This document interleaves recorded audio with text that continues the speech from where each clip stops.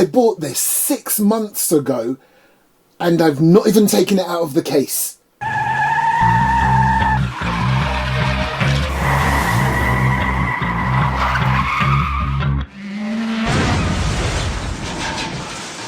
Welcome back to the channel, everybody. This is the Scalextric Honda Civic Type R BTCC 2021, the Gordon Shedden version. Now you may be thinking that's crazy. Well, let me tell you, about 6 or 7 months ago is when I dived back into the wonderful world of Scalextric and slot cars. I kept buying and I kept buying and I kept buying and I kept adding to my collection, completely forgetting about this beauty.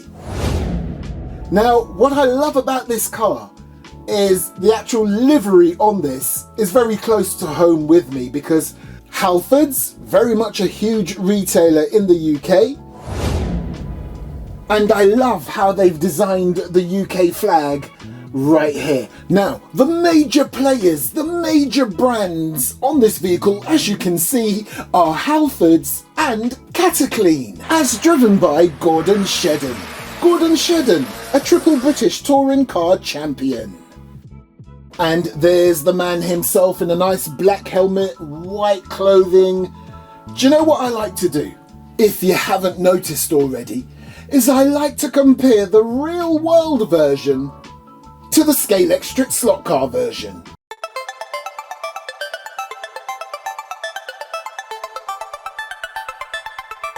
And there you go, once again, I can safely say that Scalextric has nailed it.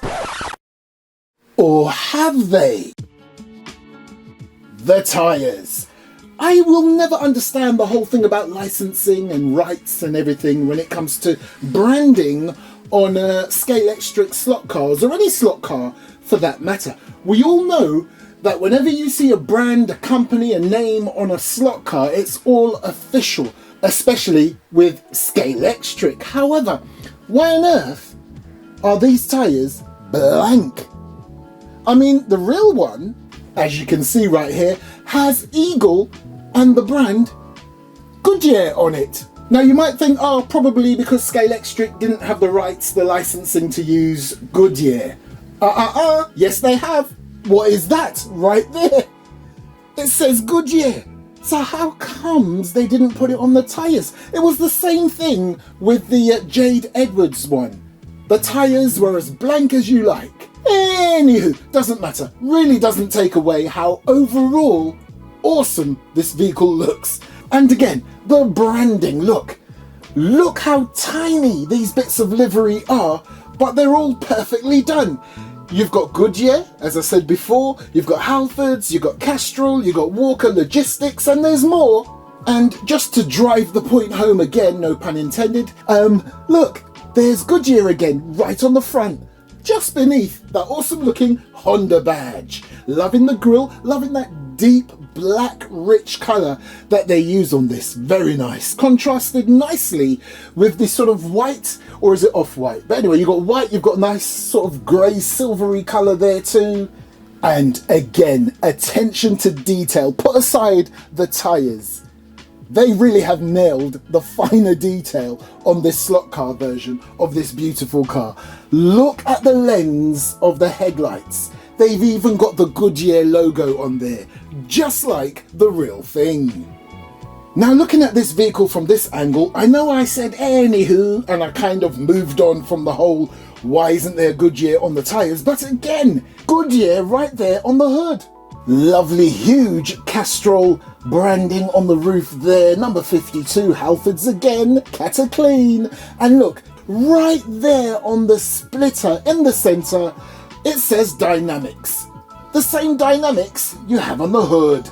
And the spoiler. And again, I'm not going to go through all the companies. You can see for yourself all the different brands on the rear of this vehicle. However, once again, in your face is Goodyear. So yes, they do have the licensing to use it. Why isn't it on the tyres? Anyway, forget it. Listen, is the Honda Civic Type R my favourite type of race car? No. Is it one of my favourite type of race cars?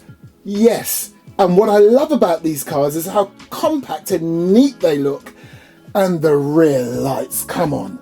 It's one of these race cars where you can get an exact replica for road use. That's what I love about it. It's practically a road car souped up for racing. And I always nearly say this about these slot cars. It would be very interesting to see how these light up the rear lights. The way that it starts at the top and just wraps around that more see-through section of the lens.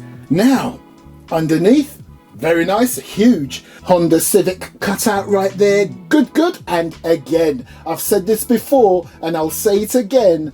When Scalextric produces a slot car that they want to market to you as a race car, a contender to race with, they always seem to make it an inline motor, which for me is excellent. And I love, again, that you always have the opportunity on most, not all, Scalextric cars to upgrade it to a digital version, and they make that so easy, it's ridiculous.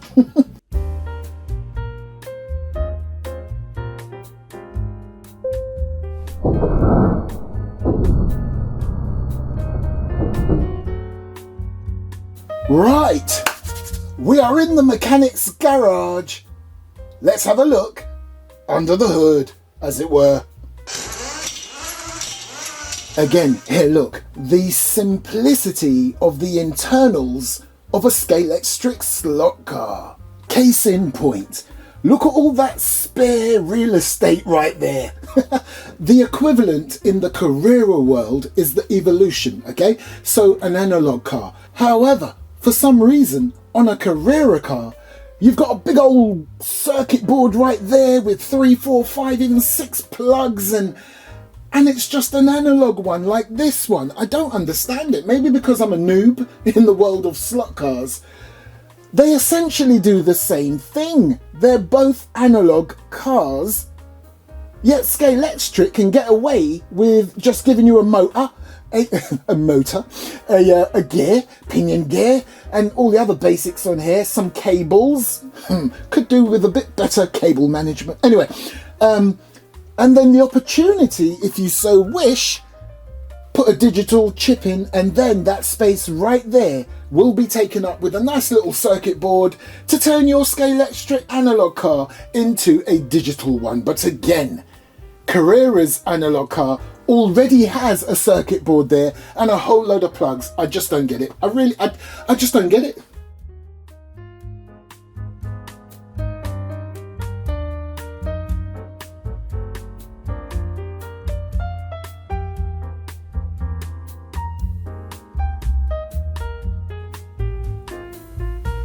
Right, now because it's been almost or even over 6 months ago that I bought this, never took it out of the case, it's brand spanking new, I'm quite eager to learn if it actually works. It could have been DOA. So let's have a quick test.